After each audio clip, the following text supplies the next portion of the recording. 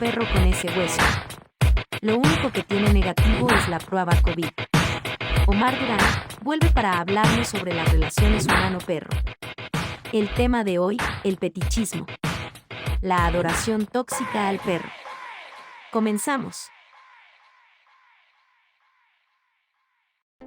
En la última emisión te compartí información sobre lo que significa actualmente la domesticación del perro o lo que es tener un perro doméstico, desde un enfoque, si tú quieres, un poco más filosófico, y sin duda hay mucho más que decir al respecto. Y poco a poco iremos profundizando más, pero vamos por partes, ¿ok?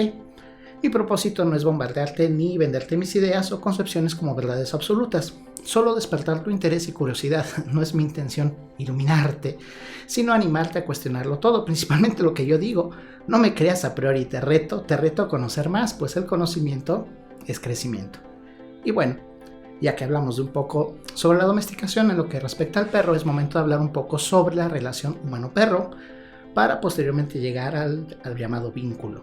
Bueno, por hoy quiero hablar sobre fetichismo. Y no es una palabra dominguera ni la acabo de inventar. Y tampoco es tal vez lo que tú estás imaginando.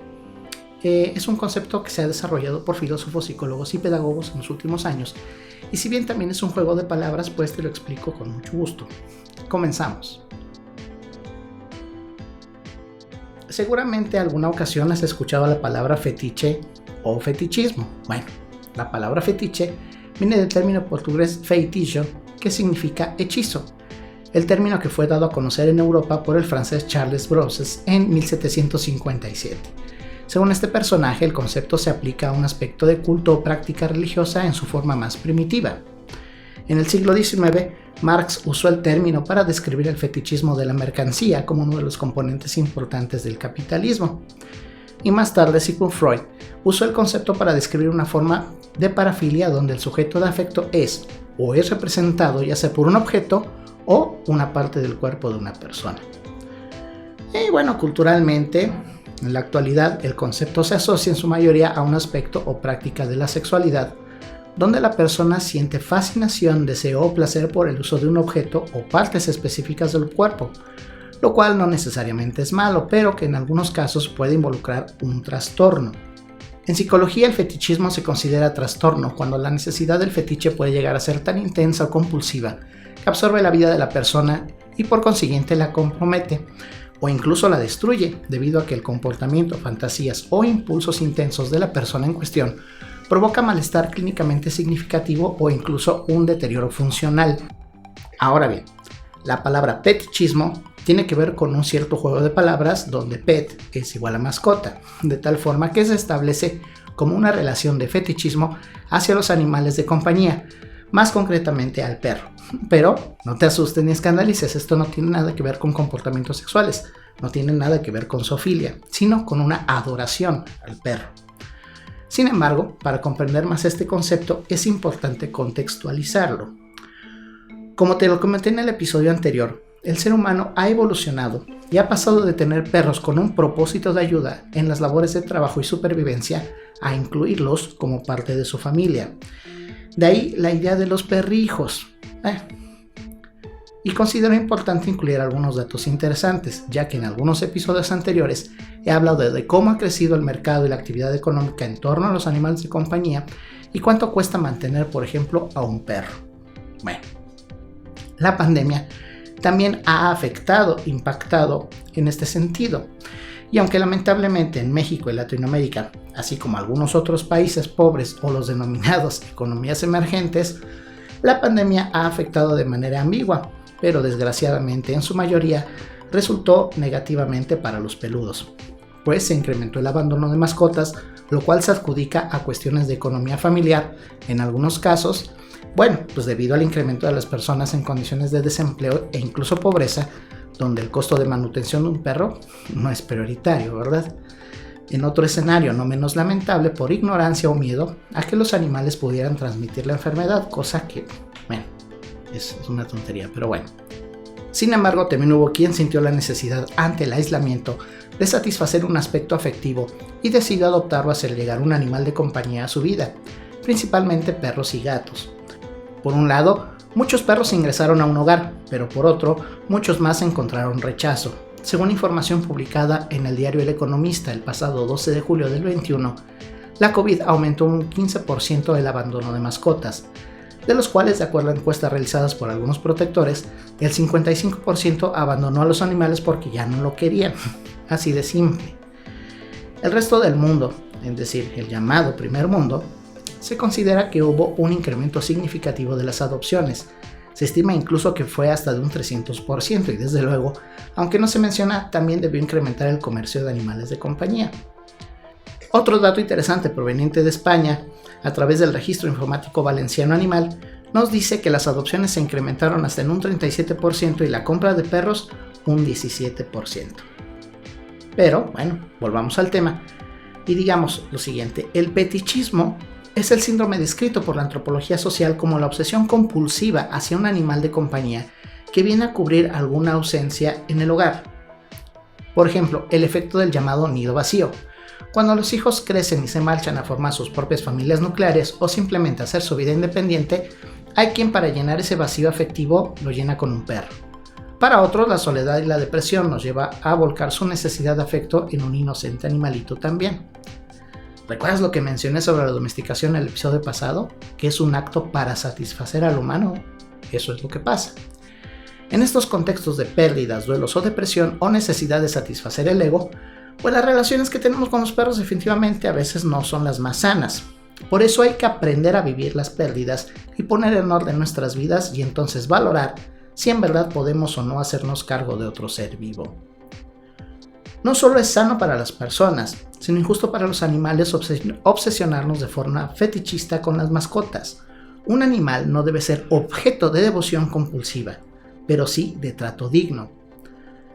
No caigamos en el síndrome del domador o dominador, queriendo hacer que nuestro perro haga trucos para reconfortar nuestra vanidad, sino tratar con dignidad al animal y en todo caso encontrar actividades que desarrollen sus capacidades y satisfagan sus necesidades mentales, físicas y emocionales.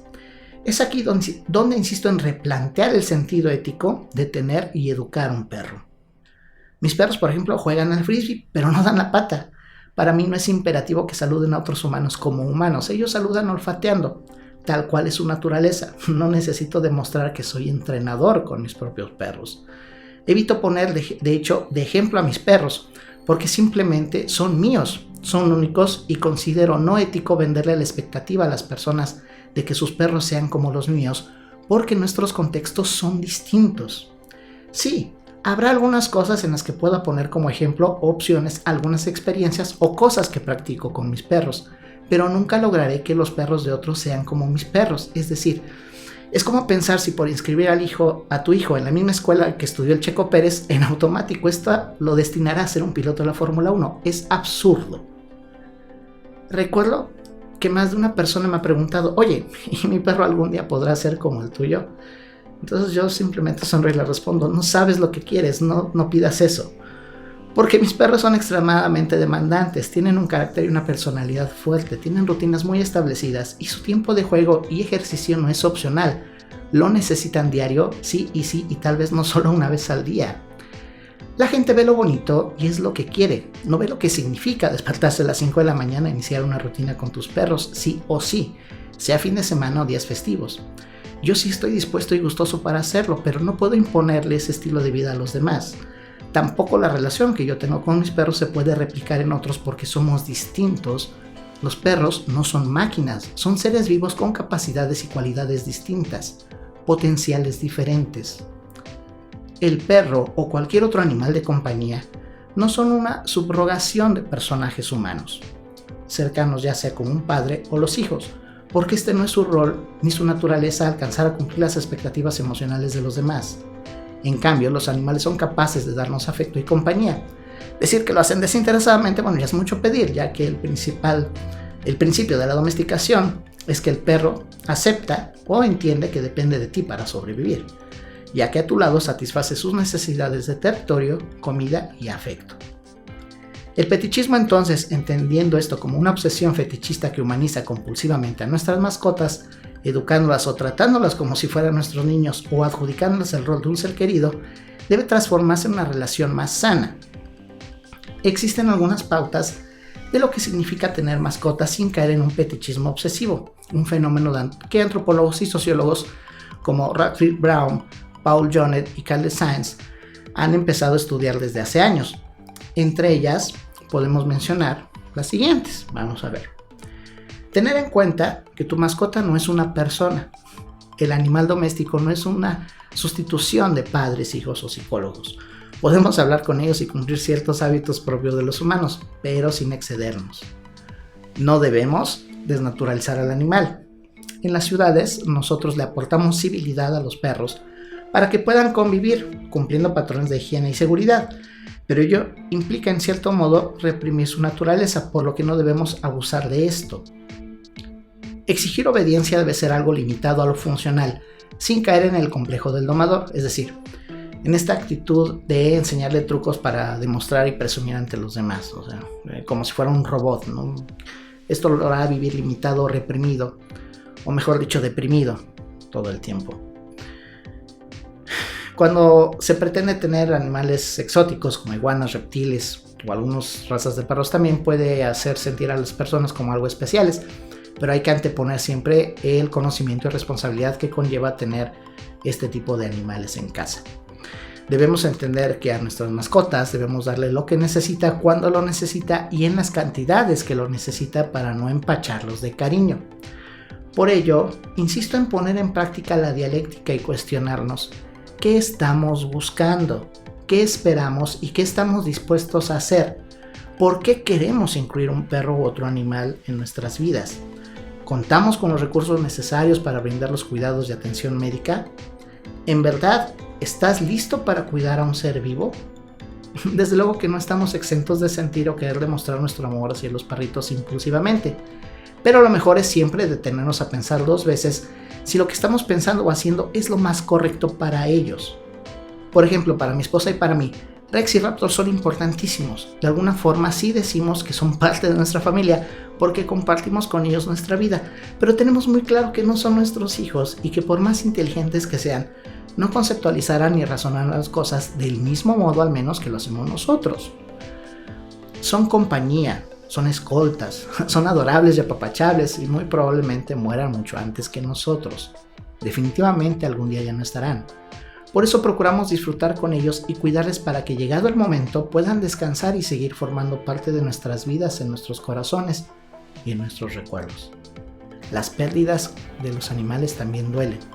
Y si no estás preparado para eso, si eres un fetichista, vas a sufrir demasiado cuando eso pase. Entonces, ¿eres fetichista? Gracias por tu atención. Te esperamos la próxima semana aquí en A Otro Perro con Ese Hueso.